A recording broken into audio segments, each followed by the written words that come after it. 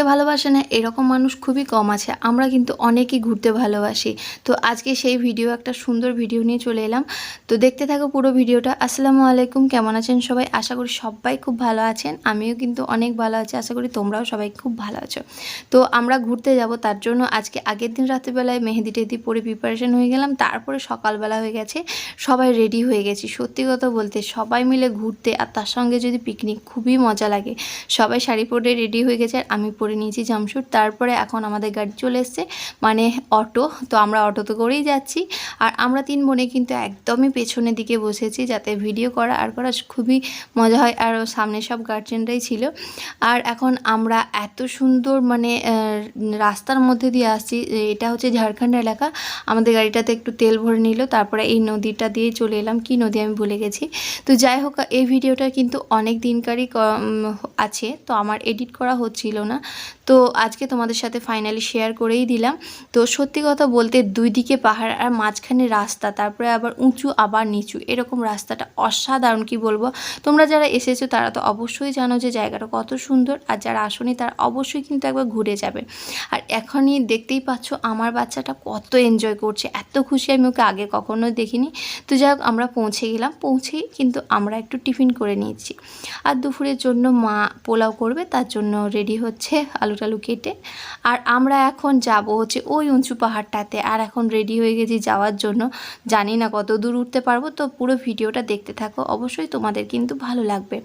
আর হ্যাঁ, এখানে টিকিট কাটতে হবে, মানে টিকিট তো দেবে না এরা, মানে 10 টাকা করে নেবে ওঠার জন্য। আমরা বলছিলাম 5 টাকা হবে, বলছে না না 10 টাকা করে। তো 10 টাকা নিয়েছে। তো ফাইনালি আমরা এখন পাহাড়ের দিকে ওঠার জন্য, আমি তো অনেকটা রাস্তা হাঁপিয়ে গেছি সত্যি কথা বলতে। আমি ধরে একবার বুনুদেরকে উঠাচ্ছি, বুনু আমাকে একবার উঠাচ্ছে, এরকম। তবুও আমার উঠতে অতটা কষ্ট হয়নি, কিন্তু ওরা যে শাড়ি পরে আছে ওদের অনেক কষ্ট হচ্ছিল, শাড়ি পরে পাহাড়ে উঠছে। সত্যি কথা ভাবা যায়। তারপরে আবার অভ্যাসও নেই শাড়ি পরা ওদের।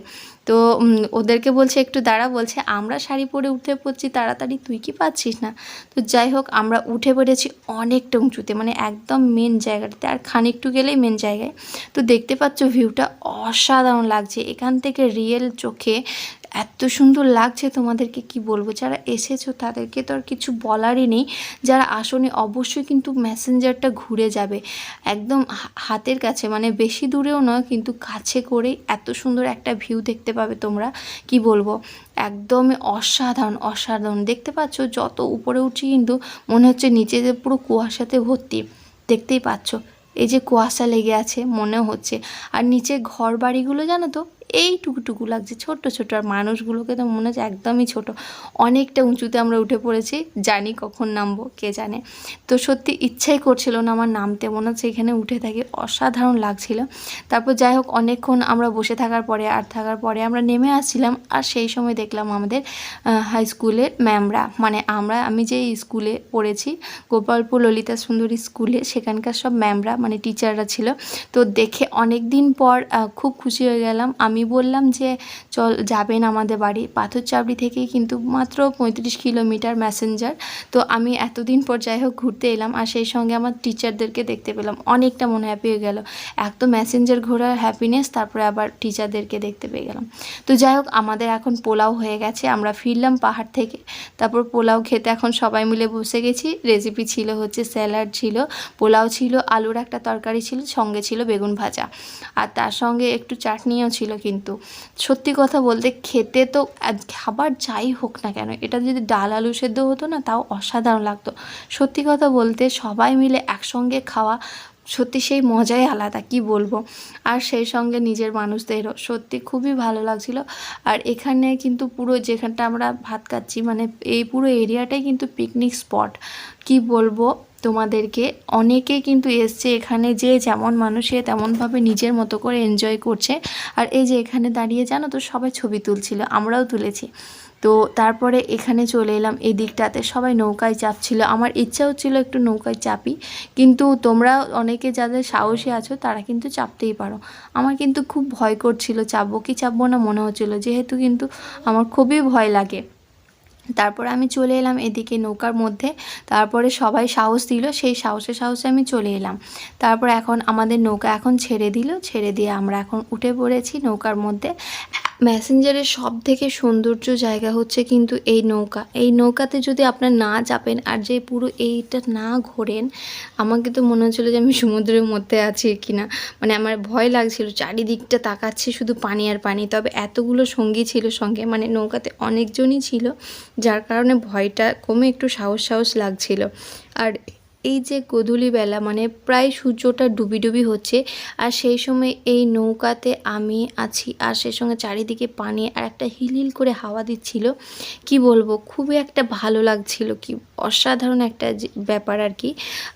আপনারা যারা ভালোবাসেন নৌকাতে মানে করতে, আবার এই গোধূলিবেলা দেখতে, তাদের কিন্তু খুবই ভালো লাগবে। তো যাই হোক, আমি কিন্তু ঘুরে চলে এলাম। আমাদের ওখানে পুরোটা এ প্রান্ত থেকে ও প্রান্ত গিয়েছিলাম আমরা, তারপরে ঘুরে চলে এলাম। তারপরে এই যে আমি বললাম না একটু আগে যে আমরা ছবি তুলেছি 3 বোনের, এই যে এটা হচ্ছে সেই ছবি। তারপরে এখন আমাদের পুরো বাড়ি যাওয়ার পালা। সব কিছু গোটানো হয়ে গেছে, এখানে সব কিছুই ঘুরলাম, খুবই ভালো লাগলো। এখানের মেন হচ্ছে যে এই নৌকাতে না উঠলে ভালো লাগবে না। এই যে এটা আমি এডিট করতে গিয়ে দেখলাম, আমি ভিডিও করছিলাম, এক ভাই সে হাই করে দিল, জানি না, যাক ভালোই লাগলো। তারপরে আমরা চলে এলাম এই মেলার স্পটটাতে। এখানটা মেলা, আর ব্রিজটার উপর থেকে পানিটা দেখতে অনেকটাই সুন্দর লাগছিল, আবার ভয়ঙ্করও লাগছিল। মনে হচ্ছিলো যদি বা পড়ে যায়, বা আমার ফোনটাই যদি পড়ে যায়, তাহলে সব গেলই। তারপরে এদিকে চলে এলাম একটু ইয়াররিংগুলো দেখতে। তারপরে এখানে বিভিন্ন রকমের আচারও পাওয়া যায়, জানেন, সব রকমেরই আচার পাওয়া যায়, এমনকি করেলারও আচার পাওয়া যায়। তারপরে একটু মোরব্বার দোকানে গেলাম। তারপরে আমরা 3 বোনে একটু আইসক্রিম খেয়ে নিলাম। আইসক্রিমটা কেন বাদ যায়, ঠান্ডা লেগেছে মনে হচ্ছে, আর ঠান্ডা ঠান্ডাও করছে খুব। সেই সঙ্গে কিন্তু আমরা আইসক্রিম খেতে ভুলিনি। আমি কিন্তু খুবই আইসক্রিম খেতে ভালোবাসি, আপনারা আগেও দেখেছেন। তো যাই হোক, এখন আমাদের বাড়ি ফেরার পালা। অনেক ঘুরলাম ম্যাসেঞ্জারে, অনেক সুন্দর ম্যাসেঞ্জার জায়গাটা। আপনারা যারা আসেননি তারা কিন্তু অবশ্যই ঘুরে যাবেন, আর যারা এসেছেন তারা তো জানেনই। তো যাই হোক, সবাই ভালো থাকো, সুস্থ থাকো। আজকের মতো এটুকুনি, আবার পরে ব্লগে দেখাবে। টাটা।